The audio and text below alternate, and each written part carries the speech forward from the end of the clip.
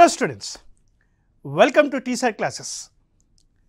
Welcome to the class on Polity and Constitution. ఈ classes ద్వారా రాజ్యాంగంలోని అనేకమైన అంశాలని నేర్చుకుంటూ ఉన్నాం. దీంట్లో భాగంగానే లాస్ట్ క్లాస్లో సపరేషన్ ఆఫ్ పవర్స్ థియరీ దాని గురించి డీటెయిల్డ్గా నేర్చుకున్నాం. మరి ఈ క్లాస్లో ఇంకో important topic evolution of the Indian Constitution, or it is also called historical background of the Constitution. అసలు రాజ్యాంగము ఎలా ఎవాల్వ్ అయ్యింది అనే విషయం మీద చర్చిద్దాం. Evolution of the Indian constitution మరియు దీని యొక్క టైం లైన్ ఒక్కసారి చూడండి. మనకి evolution of the Indian constitution అనేది 4 స్టేజెస్గా డివైడ్ చేస్తాం. It is divided into 4 stages. Stage 1 వచ్చేసి 1600 to 1773. ఈ స్టేజ్ని the arrival of East India company అని అంటాం.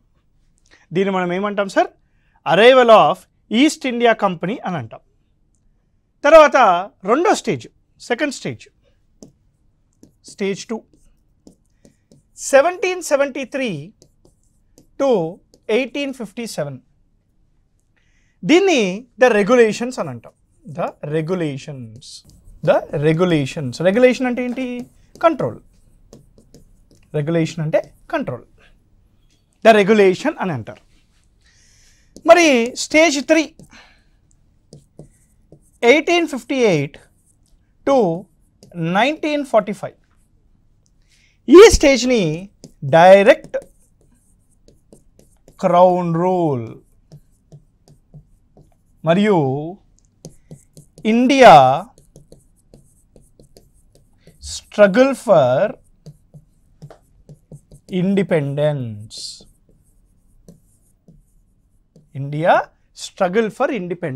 అంటే మనకి స్టేజ్ 1 వచ్చేసి the arrival of East India company, stage 2 వచ్చేసి మనకి the regulations of the east India company, మరియు ద స్టేజ్ 3 వచ్చేసి direct crown rule and India struggle for independence. అదేవిధంగా 4వ స్టేజ్, ఇది ఎక్కువగా ఎవల్యూషన్కి సంబంధించిన స్టేజ్, 1946 to 1950. దీన్ని కాన్స్టిట్యూయెంట్ అసెంబ్లీ. రాజ్యాంగాన్ని రాయడానికి ఒక రాజ్యాంగ పరిషత్ని మనము ఏర్పాటు చేసుకున్నాము. అదే కాన్స్టిట్యూయెంట్ అసెంబ్లీ అని అంటాం.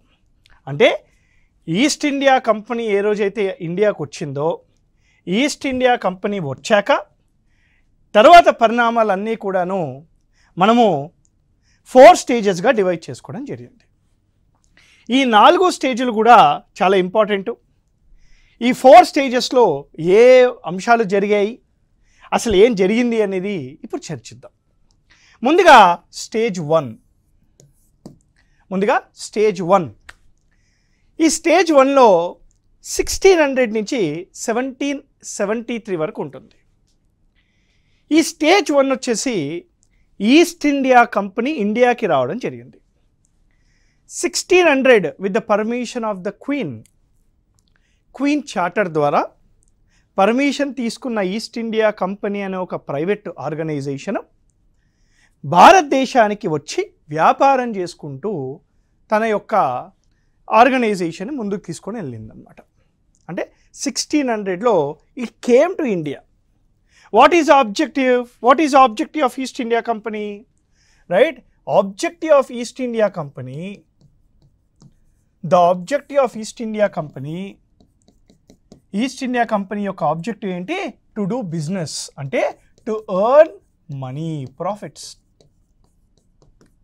డబ్బులు సంపాదించుకుందాము అనే ఒక ఆలోచనతో ఇండియాకి రావడం జరిగింది. ఈస్ట్ ఇండియా కంపెనీ వచ్చి ఇక్కడ ముఘల్స్ ఉండేవాళ్ళు. సో ముఘల్స్ ద్వారా టైఅప్ అయి పార్ట్నర్షిప్ చేసుకొని ఇండియాలో వాళ్ళ యొక్క సెంటర్స్ని ఓపెన్ చేసుకోవడం స్టార్ట్ చేశారు.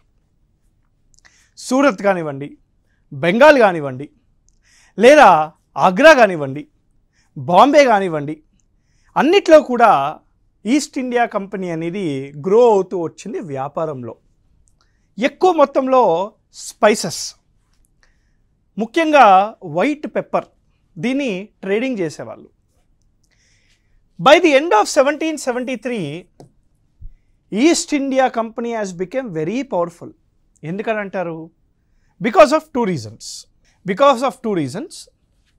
By the end of 1773 East India Company చాలా గ్రో అయింది. Reason number 1, East India Company has fought certain wars, యుద్ధాలు. బ్యాటిల్ ఆఫ్ బక్సర్ కానీ, బ్యాటిల్ ఆఫ్ ప్లాజీ కానీ, ఇలాంటి యుద్ధాలు చేయడం వల్ల ద ఈస్ట్ ఇండియా కంపెనీ అనేది స్ట్రెంగ్తన్ అయిపోయింది బై ది ఎండ్ ఆఫ్ 1773. రెండో ముఖ్యమైన అంశము ముఘల్స్ ద్వారా వచ్చిన Diwani right collections. Diwani rights. What is the meaning of Diwani rights? Diwani rights అంటే ట్యాక్స్ కలెక్షన్ రైట్స్ అన్నమాట. పన్నులు వసూలు చేసే అధికారము. పన్నులు వసూలు చేసే అధికారము ఈస్ట్ ఇండియా కంపెనీకి రావడం వల్ల ఏదైతే ప్రాంతంలో ఈస్ట్ ఇండియా కంపెనీ పన్నులు వసూలు చేయడం స్టార్ట్ చేసిందో అక్కడ పెత్తనం చెలాయించడం స్టార్ట్ చేసింది. By the end of 1773 Bengal ప్రాంతమే కానివ్వండి, బాంబే ప్రాంతం కానివ్వండి, లేదా మద్రాస్ ప్రాంతం కానివ్వండి, కొద్దిగా మన మైసూర్ ప్రాంతం కానివ్వండి, ఇవన్నీ కూడాను ఈస్ట్ ఇండియా కంపెనీ గుప్పెట్లోకి వెళ్ళిపోయాయి. మనకి పర్మనెంట్ సెటిల్మెంట్ బెంగాల్ ప్రాంతము, మనకి బాంబే స్టేట్, మద్రాస్ మరియు ఇక్కడ మైసూర్. సో ఇలాంటి యొక్క ప్రాంతాలు ఈస్ట్ ఇండియా కంపెనీ గుప్పెట్లోకి వెళ్ళిపోయాయి. మరి East India company came as a commercial body కదా.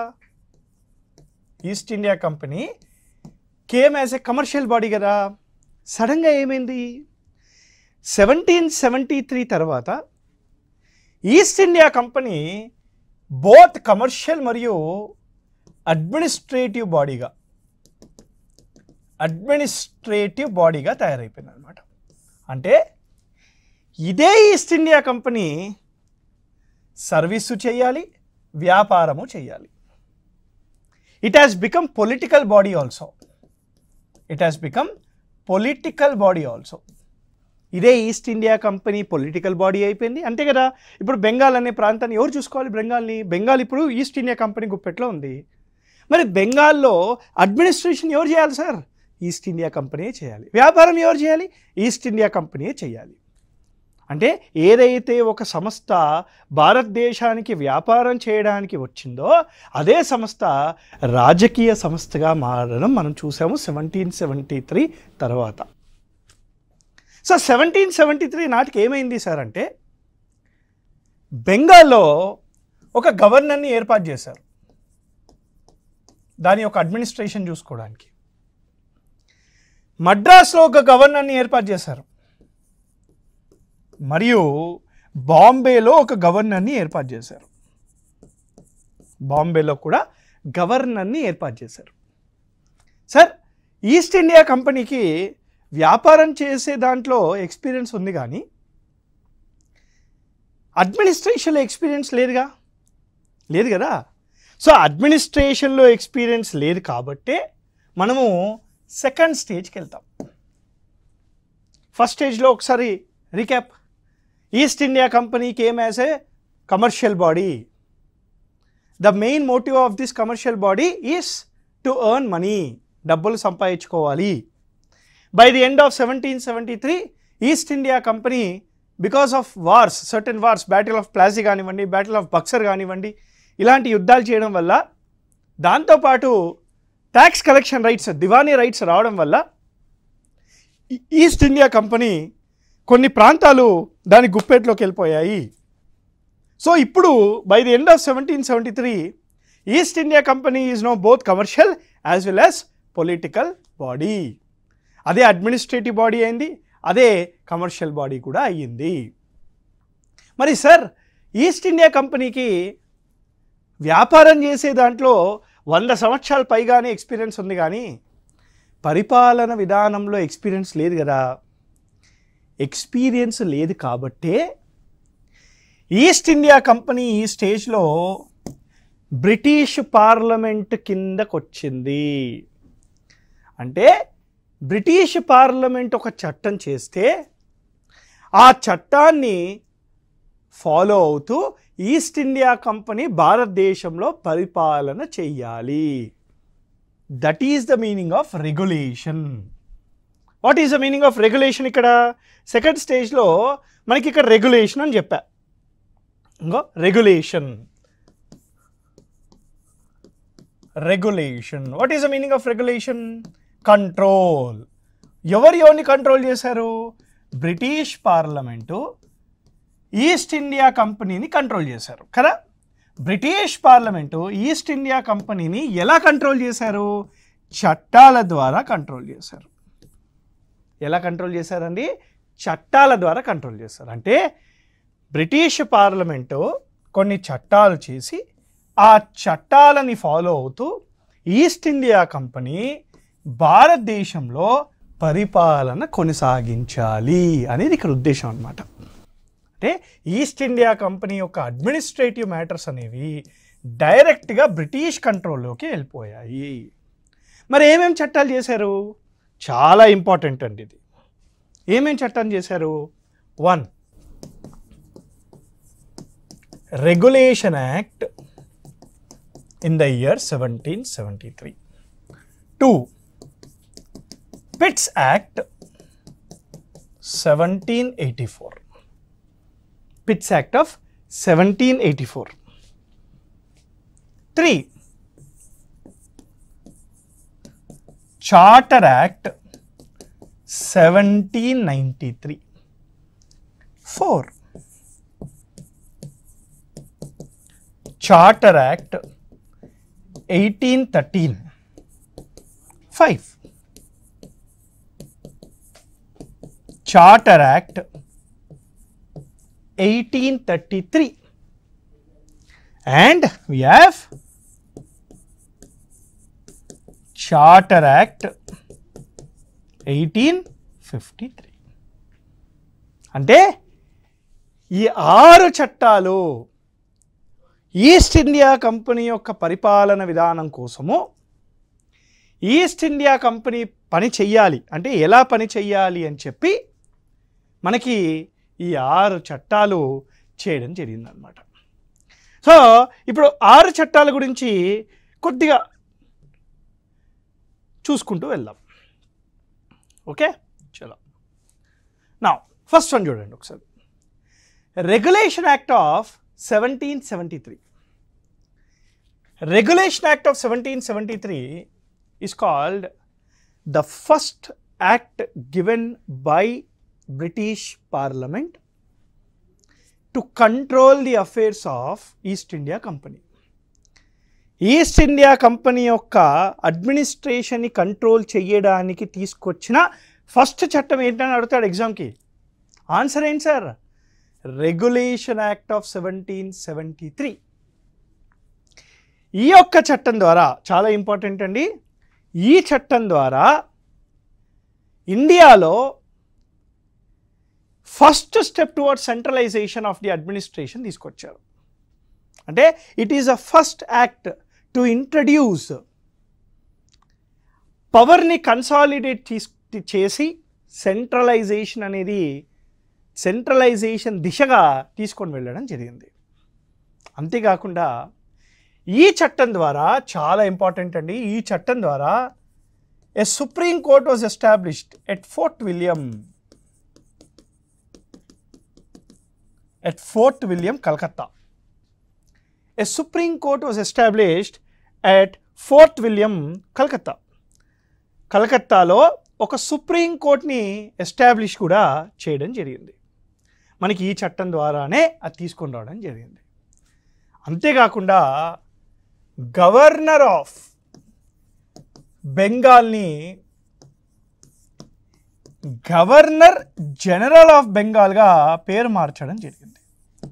ఈ చట్టం ద్వారా governor of Bengal was renamed as governor general of Bengal. మరి రెండోది ఏంటి సార్? Pitt's act of 1784. Now what is the meaning of Pitt's Act of 1784? ఇది చాలా important because of one important reason. ఆ రీజన్ ఏంటంటే Pitt's Act of 1784 is a first act. Pitt's Act of 1784 is a first act to separate the commercial and administrative functions of East India Company. అంటే east India Company యొక్క commercial మరియు administrative ఫంక్షన్స్ని separate చేసిన first చట్టం ఏది sir అంటే అది pits act of 1784. ఈ commercial ఫంక్షన్స్ని చూసుకోవడానికి కమర్షియల్ ఫంక్షన్స్ని చూసుకోవడానికి కోర్ట్ ఆఫ్ డైరెక్టర్స్ని స్థాపించడం చేశారు. అదే మన కమర్షియల్ ఫంక్షన్స్ చూసుకోవడానికి కోర్ట్ ఆఫ్ డైరెక్టర్స్ని పెట్టారు. అడ్మినిస్ట్రేటివ్ ఫంక్షన్స్ని చూసుకోవడానికి బోర్డ్ ఆఫ్ కంట్రోల్ని స్థాపించడం జరిగింది. పిట్స్ యాక్ట్ ఆఫ్ 1784 ద్వారా for the first time East India Company యొక్క కమర్షియల్ ఫంక్షన్స్ మరియు పొలిటికల్ ఫంక్షన్స్ని సపరేట్ చేయడం జరిగింది. ఇది రెగ్యులేషన్ యాక్ట్ మరియు Pitt's act. The first charter act is given in 1793. 1793 ద్వారా మనకి ఫస్ట్ చార్టర్ యాక్ట్ అనేది రావడం జరిగింది. ఈ చార్టర్ యాక్ట్ ఏం చేసిందంటే it continued east India company rule in India for another 20 years. ఇంకో 20 సంవత్సరాలు ఈస్ట్ ఇండియా కంపెనీ యొక్క రూల్ని కొనసాగించారు. మరి రెండో చార్టర్ యాక్ట్ వచ్చేసి 1813 ద సెకండ్ చార్టర్ యాక్ట్. ఇది చాలా ఇంపార్టెంట్, ఒక పాయింట్ ఉంది ఇందులో వినాలి. 1813 చార్టర్ యాక్ట్ ద్వారా ఈస్ట్ ఇండియా కంపెనీ యొక్క ట్రేడ్ మోనోపోలీని ఇండియాలో ఎండ్ చేశారు. అంటే బ్రిటిష్కి సంబంధించిన వేరే బిజినెస్ ఎంటర్ప్రైజెస్ ఇప్పుడు ఇండియాకు వచ్చి ఇండియాలో కూడా వ్యాపారం చేసుకోవచ్చు. ఖచ్చితంగా ఈస్ట్ ఇండియా కంపెనీ యొక్క ట్రేడ్ మోనోపోలీ అనేది ఉండాలని లేదు. అది 1793 ద్వారా 20 years ఈస్ట్ ఇండియా కంపెనీ యొక్క ట్రేడ్ మోనోపోలీ పెంచారు. ఈ ఈస్ట్ ఇండియా కంపెనీ యొక్క ట్రేడ్ మోనోపోలీ అనేది 1813 చట్టం ద్వారా పోయింది. ఈ 1813 చట్టం ద్వారా భారతదేశంలో విద్యా వ్యవస్థని మెరుగుపరచడానికి ₹1,00,000 బడ్జెట్ కూడా అలకేట్ చేయడం జరిగింది. ఈ 1813 చార్టర్ యాక్ట్ ద్వారా ఈస్ట్ ఇండియా కంపెనీ యొక్క ట్రేడ్ మోనోపోలీ అనేది అంతమైపోయింది. ఎక్సెప్ట్ రెండు, ఒకటి ట్రేడ్ ఇన్ టీ అండ్ రెండోది ట్రేడ్ విత్ చైనా. ఇవి రెండు తప్ప. ఈ చార్టర్ యాక్ట్ కూడా 20 సంవత్సరాలు ఉందన్నమాట. తర్వాతే 1833 చార్టర్ యాక్ట్ వచ్చింది. Now this is important for the exam. ఈ 1833 చార్టర్ యాక్ట్ ద్వారా this is the final step towards centralisation of administration in India. అంటే భారతదేశంలో ఫస్ట్ స్టెప్ ఆఫ్ సెంట్రలైజేషన్ అంటే 1773 రెగ్యులేషన్ యాక్ట్ అని అంటారు. భారతదేశంలో ఫైనల్ స్టెప్ టువర్డ్స్ సెంట్రలైజేషన్ ఏది సార్ అంటే మన 1833 చార్టర్ యాక్ట్ అనాలి. ఈ 1833 చార్టర్ యాక్ట్ ద్వారా ఈస్ట్ ఇండియా కంపెనీ యొక్క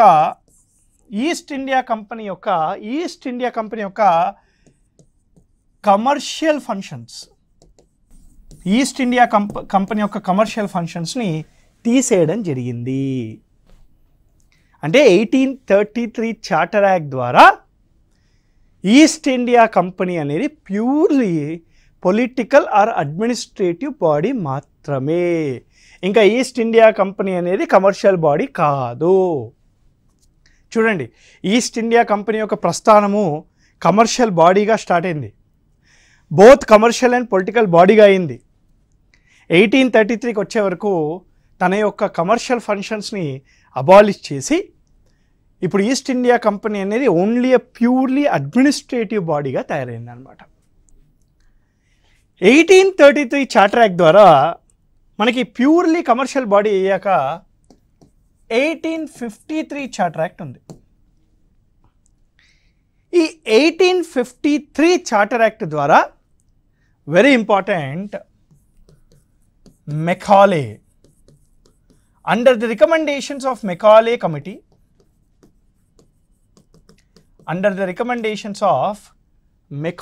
కమిటీ, ఇండియాలో ఇండియన్ సివిల్ సర్వీసెస్ ఎగ్జామ్ని తీసుకొని రావడం జరిగింది. Indian civil services exam was introduced under the recommendations of Macaulay commission. 1853 charter act కల్లా భారతదేశంలో లెజిస్లేచర్ ఉంది, భారతదేశంలో ఎగ్జిక్యూటివ్ కూడా ఉంది, అండ్ ఆల్రెడీ కోర్టు న్యాయ వ్యవస్థ కూడా ఉంది. అంటే 1853 కల్లా భారతదేశంలో సంస్థలు ఏర్పాటైపోయాయి, సపరేషన్ ఆఫ్ పవర్స్ థియరీ వచ్చేసింది, మనకి బ్యూరోక్రసీ ఉంది, పొలిటీషియన్స్ ఉన్నారు, అదేవిధంగా న్యాయ వ్యవస్థ ఫోర్ట్ విలియం కలకత్తాలో ఉందన్నమాట. ఇక్కడ మీరు గమనిస్తే 1853 చార్టర్ యాక్ట్, దాని తర్వాత మనం డైరెక్ట్గా స్టేజ్ 3కి వెళ్ళిపోయాం కదా. ఎందుకు సార్ స్టేజ్ 3కి వెళ్ళిపోవాల్సిన అవసరం ఏంటి? స్టేజ్ 3 కూడా డైరెక్ట్ క్రౌన్ రూల్ అని చెప్పి రాశాం.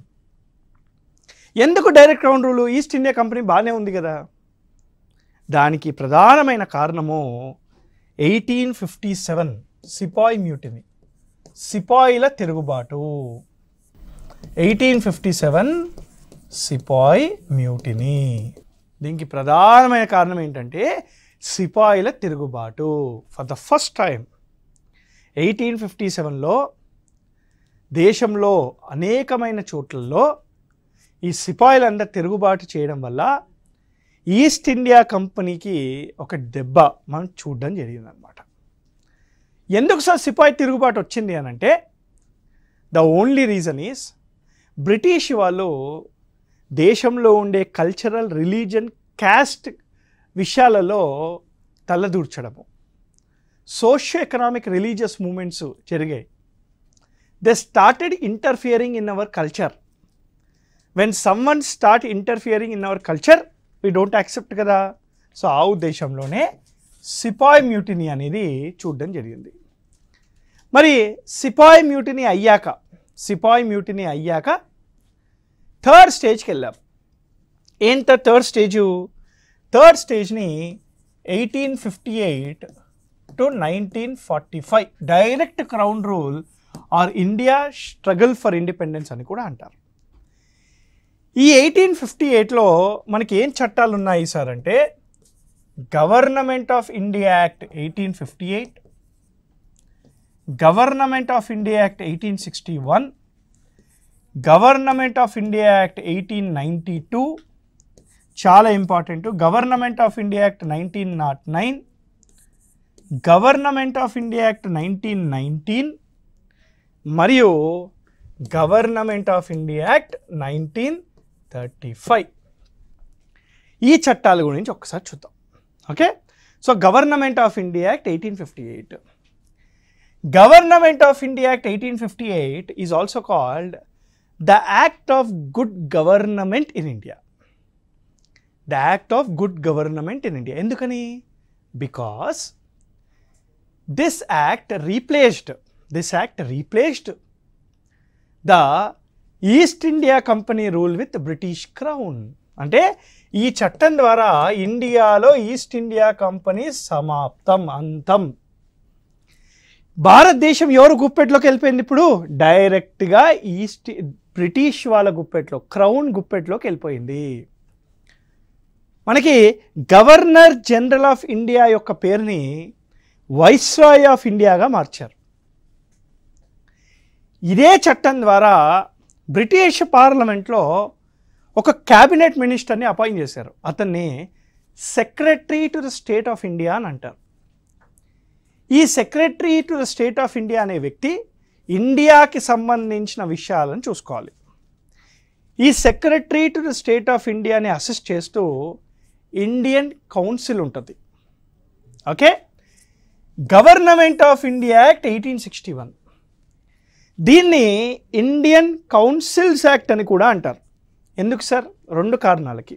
ఒకటి, ఫర్ ద ఫస్ట్ టైం భారతీయులని లెజిస్లేటివ్ కౌన్సిల్స్లో రావచ్చు అని ఒక తీర్మానం తీసుకొచ్చారు. For the first time Indians were allowed in to legislative council as a non official members. రెండో రీజన్, ఈ చట్టం ద్వారా ప్రావిన్షియల్ కౌన్సిల్స్ని ఏర్పాటు చేశారు. అంటే స్టేట్ లెజిస్లేచర్లు అనమాట. ఇప్పుడు ప్రస్తుతానికి మనకి స్టేట్లో లెజిస్లేచర్స్ ఉంటాయి కదా, అలా. అంటే government of India act 1861 is also called what sir?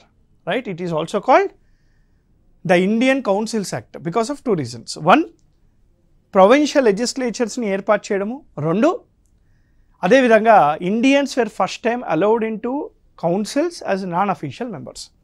ఈ చట్టం ద్వారా వైస్రాయ్కి ఆర్డినెన్స్ జారీ చేసే అధికారం కూడా వచ్చింది. నా 1892 ఇంపార్టెంట్ అండి. 1892 is important for only 1 reason. ఏంటది? For the first time elections were introduced in India as per 1892 act. ఇండియాలో ఫర్ ద ఫస్ట్ టైం ఎన్నికలు అనేవి ఉండాలి.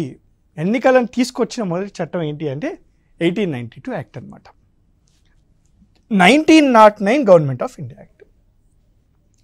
1909 government of India act is also called Minto మార్లే reforms. Is also called Minto మార్లే reforms. Minto మార్లే reforms అని కూడా అంటారు. ఈ Minto మార్లే reforms ద్వారా ఏం చేశారు సార్? 1909 యాక్ట్ ద్వారా మనకి వైస్రాయ్ ఎగ్జిక్యూటివ్ కౌన్సిల్లో for the first time Indians were allowed. భారతీయులని క్యాబినెట్ మినిస్టర్స్, మంత్రి మండలి జాబితాలో ఆ గ్రూప్లో for the first time 1909 act ద్వారానే వచ్చింది.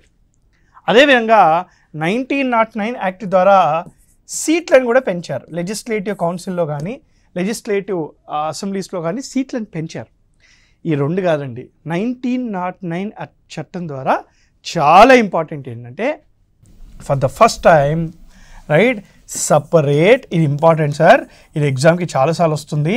Separate electoral college was introduce for Muslims. అంటే ఈ చట్టం ద్వారా ఒక సపరేట్ ఎలక్టోరల్ కాలేజ్ని ముస్లిమ్స్ కోసం మాత్రమే ఇంట్రడ్యూస్ చేశారు. అంటే కొన్ని సీట్లలో ఎప్పుడైనా ఒక ముస్లిం నించుంటే అక్కడ ఉన్న ముస్లిమ్స్ మాత్రమే ఓటు వేయాలన్నమాట. It is a kind of political reservations. It is a kind of political reservations. It is a kind of political reservations. It is a kind of political reservations అనమాట. అంటే ఇక్కడ ఓన్లీ ముస్లిమ్స్ని మాత్రమే, Muslims నించినప్పుడు Muslims మాత్రమే ఓటేయాలి. అంటే అందుకే Minto is called the father of separate electoral college in India. Minto is called the father of separate electoral college in India. ఇది 1909 అనమాట. ఒక్కసారి 1919 చూడండి. దీన్ని మాంటేగ్యూ చెమ్స్ఫోర్డ్ రిఫార్మ్స్ అని కూడా అంటారు. This is also called Montagu Chelmsford reforms. ఈ చట్టం ద్వారా డీసెంట్రలైజేషన్ మనకి ఫస్ట్ టైం స్టార్ట్ అయింది. ఇండియాలో డీసెంట్రలైజేషన్ స్టార్ట్ అవ్వడానికి మెయిన్ కారణమే ఈ మాంటేగ్యూ చెమ్స్ఫోర్డ్ రిఫార్మ్స్. ఎందుకని? ఈ చట్టం ద్వారా dyarchy was introduced. As per which act అని అంటాడు. ఆన్సర్ ఏంటి sir? 1919 government of India act. ఎక్కడ ఇంట్రొడ్యూస్ చేశారు డయార్కి? ప్రావిన్సెస్లో ఇంట్రొడ్యూస్ చేశారు. ప్రావిన్సెస్లో డయార్కీ వాజ్ ఇంట్రడ్యూస్డ్. అంటే 1919 చట్టం ద్వారా డయార్కీని ప్రావిన్సెస్లో ఇంట్రడ్యూస్ చేసిన మొదటి చట్టం ఏంటి సార్ అంటే ఈ గవర్నమెంట్ ఆఫ్ ఇండియా యాక్ట్ మన 1919. సో ఇప్పుడు మనకి థర్డ్ స్టేజ్లోనే 1935 యాక్ట్ కూడా ఉంది కదా. సో 1935 యాక్టు మరియు ఫోర్త్ స్టేజ్ అసలు రాజ్యాంగం ఎలా ఎవాల్వ్ అయ్యింది, 1946 నుంచి 1950 మధ్యలో జరిగిన పరిణామాలు ఏంటి, ఇవన్నీ కూడాను మనం నెక్స్ట్ క్లాస్లో చూసుకుందామండి. Thank you very much. జై హింద్.